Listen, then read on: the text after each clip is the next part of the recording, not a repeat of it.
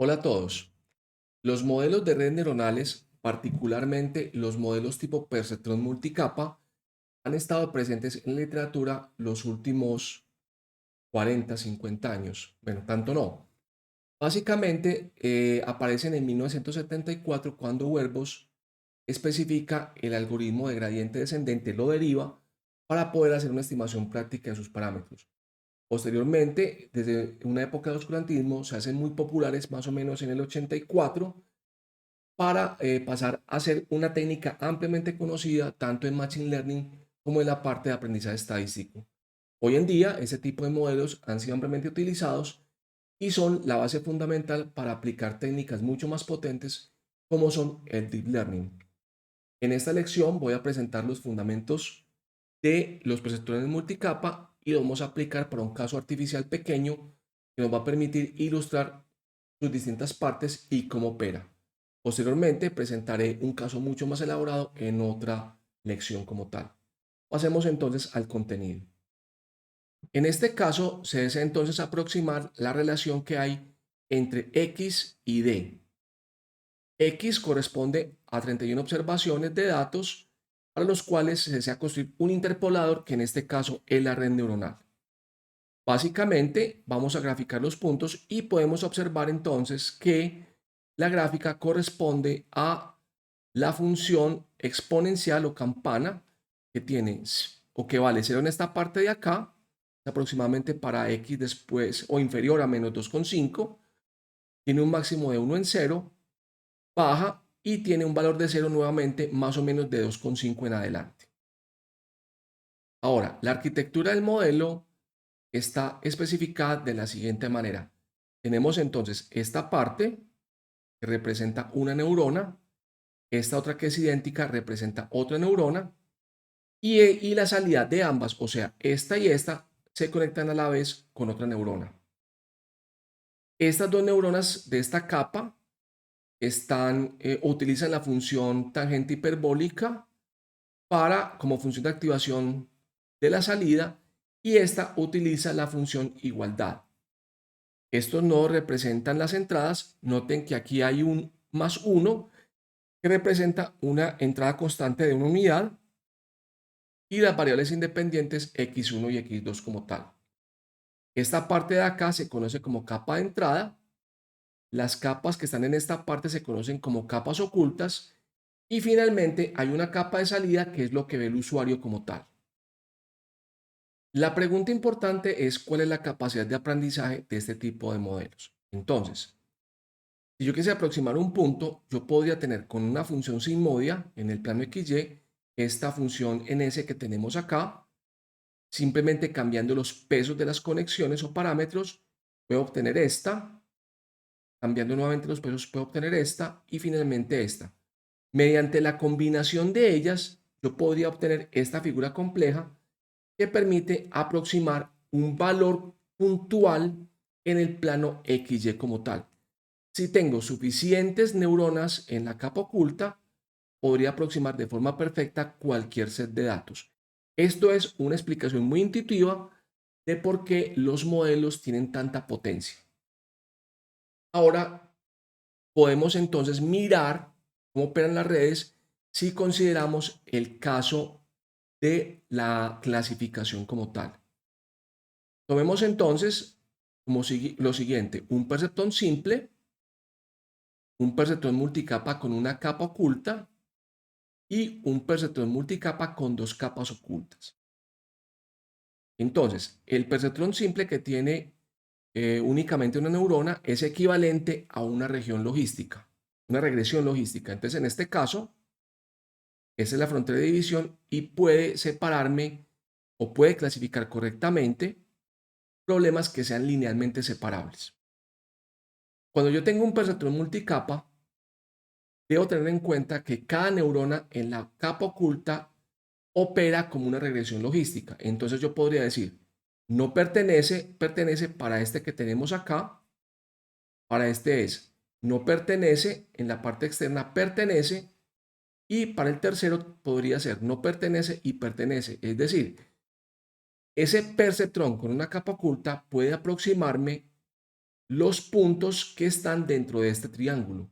Es decir, un perceptrón con una capa oculta puede aproximar correctamente funciones que están bien definidas en un dominio compacto. Noten entonces que si estos trenes son regresiones logísticas, este perceptrón que tenemos acá opera como un OR. Pertenece a este, o pertenece a este, o pertenece a este. Perdón, un AND. Pertenece, pertenece y pertenece. Cuando tenemos funciones discontinuas, como es este caso, entonces tenemos los perceptrones que representan los bordes de los triángulos. Aquí tenemos funciones AND, como es el caso de este que tenemos acá.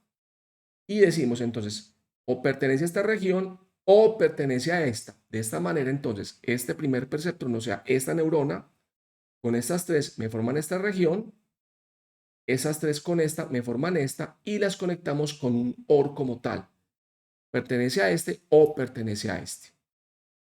De esta explicación intuitiva podemos decir entonces que un perceptrón simple me permite aproximar funciones linealmente separables, clases linealmente separables o modelos de regresión de corte más o menos lineal, muy similar a este. Este permite clasificar puntos donde tenemos una clase en un dominio compacto bien definido, es decir, funciones que son continuas y en este caso funciones que tienen discontinuidad donde ya el contenido o la clase como tal no está tan claramente bien especificada. Entonces, a lo sumo, desde ese punto de vista, uno requeriría para perceptrones multicapa un máximo de 2 capas ocultas como tal. Y esto para problemas muy complejos. Sin embargo, estos modelos pueden ser bastante difíciles de optimizar. ¿Cómo se realiza entonces la estimación de los parámetros? Básicamente, lo que se aplica es el algoritmo de gradiente descendente, ya sea aprendizaje online o aprendizaje batch. O sea, todo lo que hemos hablado en las otras lecciones se aplica correctamente. Inclusive, se acostumbra, por lo menos para los modelos más tradicionales, o sea, estamos hablando de papers del 80 y el 90, que la estimación se haga mediante regla delta generalizada, es el algoritmo con memoria, o otros tipos de algoritmos más modernos, como puede ser, por ejemplo, el algoritmo de Adam. Pasemos entonces a la solución numérica como tal. Entonces, tenemos los datos definidos en la parte superior del libro. Aquí importamos el MLP regresor, que es básicamente la red neuronal multicapa, un perceptrón multicapa como regresor. En este caso, entonces le decimos que tiene una única capa oculta con 6 neuronas. Yo puedo definir más capas ocultas simplemente pasando en esta tupla más valores. Por ejemplo, 6 neuronas en la primera, 5 en la segunda, pasaría 6,5. La función de activación es la logística. Esto es para las capas ocultas. Utiliza el gradiente descendente como algoritmo de entrenamiento. Podemos adicionarle función, la tasa de aprendizaje que es el alfa. Tenemos una tasa de aprendizaje inicial de 0,1, tasa constante. Se hace una mezcla de patrones como hacemos en la parte gradiente descendente, la cantidad máxima de iteraciones y el momentum. Y se utiliza el algoritmo de Nesterov para estimar el momentum óptimo como tal. Y entonces construimos una lista de listas para los X, que es lo que espera scikit-learn como tal. Hacemos el entrenamiento y graficamos la predicción. Noten entonces que para 6 neuronas en la capa oculta, pronostica o aproxima muy bien los valores que tenemos en el set de datos. Hay unas pequeñas diferencias por acá, otras por acá, pero en general el comportamiento es muy bueno. Es de anotar que yo he definido que son 6 neuronas en la capa oculta simplemente porque sí. Sin embargo, uno debería tantear, buscar la cantidad de neuronas haciendo un proceso constructivo, es decir, entreno con una neurona, 2 neuronas, 3 neuronas, 4 neuronas, 5 neuronas. Como ejercicio entonces les propongo que hagan esta misma gráfica, pero cambiando el H por 1, 2, 3, 4 y 5. O sea, cambiamos el valor de este parámetro en esta parte de acá, el Hidden Layer Size. Ahora entonces, Como nos pasa al igual que con otros modelos no lineales, esta aproximación no es suficientemente potente ya que no tengo en cuenta cómo puedo partir los datos en entrenamiento y validación. Entonces, haciendo memoria de todo lo que hemos trabajado en las otras lecciones, por favor, estimen la cantidad óptima de neuronas en la capa oculta usando cross validation como tal. Bueno, eso es todo en esta lección. Ese es el fundamento de la parte de perceptrones multicapa. Ya simplemente es selección de variables relevantes. Se aplica cualquier método que tengamos disponible. Podemos tantearlo. Y la selección de la cantidad óptima de neuronas como tal.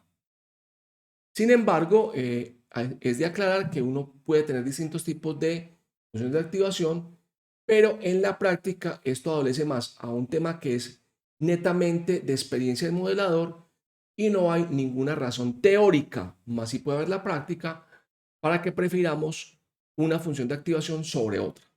Bueno, les deseo que descansen después de esta lección y nos vemos en la próxima. Muchas gracias por su atención.